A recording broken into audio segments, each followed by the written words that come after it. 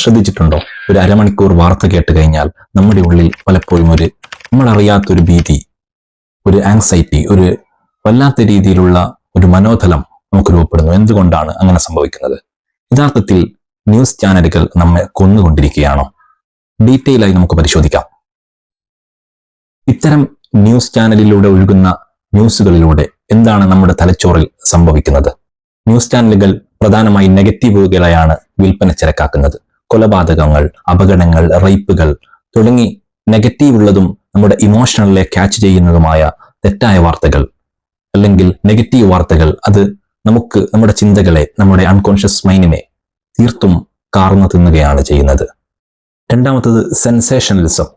സംവാദാത്മകമാക്കുകയും ആരോഗ്യകരമായ ചർച്ചകൾക്കപ്പുറം വെറും വാഗ്വാദങ്ങൾ നൽകുകയും നമ്മുടെ നോളജും ഫാക്റ്റിനും പകരം കൂടുതൽ ശബ്ദമിട്ടാൽ അവൻ വിജയിക്കുമെന്നും കൂടുതൽ ശബ്ദമിടുകയും കൂടുതൽ തർക്കിക്കുകയും ചെയ്യുന്നതാണ് ശരി എന്നുമുള്ള ഒരു വ്യാഖ്യാനത്തിലേക്ക് നമ്മുടെ മൈൻഡ് പോവുകയും അത്തരം ഒരു അഗ്രസീവായ രൂപത്തിലേക്ക് നമ്മുടെ ചിന്താ രീതിയെ അവർ കൊണ്ടുപോകുന്നു.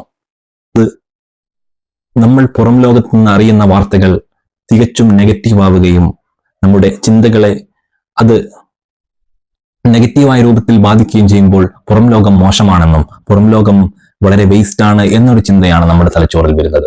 അപ്പോൾ നമ്മൾ അതിനെപ്പറ്റിയുള്ള നമ്മുടെ ചിന്താഗതി തെറ്റാവുകയും അത്തരം വ്യക്തികളും മറ്റു മതത്തിൽപ്പെട്ടവനോട്, മറ്റു ജാതിയിൽപ്പെട്ടവനോട്, മറ്റു പൊളിറ്റിക്സിൽപ്പെട്ടവനോട് അതെല്ലാം വളരെ മൃഗീയമായി വിഷ്വലൈസായി അവതരിപ്പിക്കുമ്പോൾ ഒരു അന്യമനോടുള്ള ഒരു വിദ്വേഷ രൂപത്തിലും മോശമാണെന്ന കാഴ്ചപ്പാടിലേക്കുമാണ് നമ്മുടെ ചിന്താധാര കൊണ്ടെത്തിക്കുന്നത്.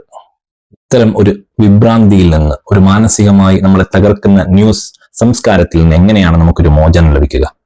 പ്രധാനമായും ന്യൂസ് കാണുന്ന സമയം വെട്ടിച്ചുരുക്കുക. ഒരു 20 മിനിറ്റോ 30 മിനിറ്റോ മാത്രമായി ന്യൂസുകളും നമ്മുടെ ചാനലുകളും കാണുന്നതിന് ഒരു സമയം നിശ്ചയിക്കുക എന്നതാണ്. രണ്ടാമത്, നമ്മൾ കാണുന്ന വാർത്തകളും നമ്മൾ ആവശ്യ സാഹചര്യത്തിൽ ആശ്രയിക്കുന്ന ചാനലുകളുമെല്ലാം വളരെ കൃത്യമായ സോഴ്സിൽ നിന്നാണ് നമുക്ക് ലഭിക്കുന്നത് എന്ന് നമ്മൾ മനസ്സിലാക്കണം. ഇപ്പോൾ തന്നെ യുദ്ധ സാഹചര്യത്തിൽ ന്യൂസ് കവറേജുകൾ വളരെ മോശമായ രീതിയിലാണ് വാർത്തകൾ അവർ കവർ ചെയ്തിട്ടുള്ളത്. പക്ഷേ ഇന്റർനാഷണൽ ന്യൂസുകൾ, BBC, അൽ ജസീറ പോലെയുള്ള ചാനലുകൾ വളരെ ആപ്റ്റായ രീതിയിലും വളരെ നല്ല രീതിയിലുമാണ് അവർ വാർത്തകളെ നോക്കിക്കാണുന്നത്.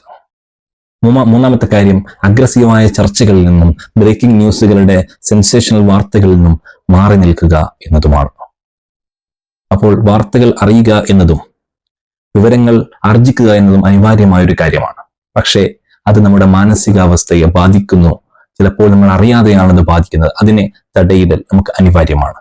നല്ല ചിന്തയിലേക്കെത്താൻ, നല്ല പ്രോഗ്രസീവിലേക്കെത്താൻ, നമ്മുടെ മൈൻഡ് സ്ട്രോങ് ആയി നിൽക്കാൻ ന്യൂസ് ചാനലുകളെ മാക്സിമം അവോയ്ഡ് ചെയ്യാൻ കൂടി നമ്മൾ പഠിക്കേണ്ടതുണ്ട്.